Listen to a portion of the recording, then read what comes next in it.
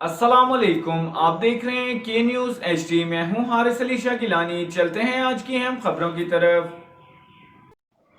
آپ دیکھ رہے ہیں کے نیوز چینل انٹرنیشنل۔ رخ کریں گے خانے وال کا، جہاں سے رپورٹ کر رہے ہیں ہمارے نمائندے ساجد محمود ملک۔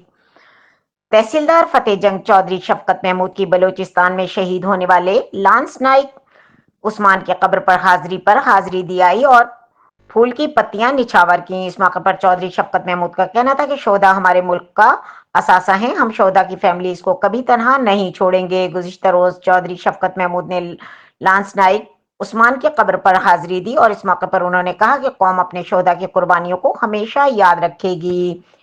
وزیر اعظم شہباز شریف نے کہا کہ پاکستانی قوم ملک کی دفاع کے لیے افواج پاکستان کی قربانیاں کبھی فراموش نہیں کر سکتی۔ عثمان شہید کو خراج عقیدت پیش کرتے ہوئے تحصیلدار فتح جنگ کا کہنا تھا کہ قوم کے بیٹے نے جرات اور بہادری کی مثال قائم کرتے ہوئے جام شہادت نوش کیا۔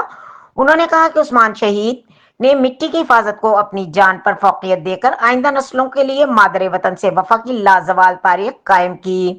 چودھری شفقت محمود کا کہنا تھا کہ پاکستانی قوم ملک کی دفاع کے لیے افواج پاکستان کی قربانیوں کو کبھی فراموش نہیں کر سکتی۔ افواج پاکستان کے افسران و جوان ملک کی دفاع کے لیے عظیم قربانیاں دیتے آئے ہیں۔ پوری قوم کو پاک فوج کی شہدا اور ان کے اہل خانہ پر فخر ہے۔ پوری قوم ملک کی دفاع کی خاطر اپنی جانوں کی پرواہ کیے بغیر اپنے فرائض کی انجام دہی کرتے ہوئے افواج پاکستان کے افسران و جوان کو شانہ بشانہ کھڑے ہیں۔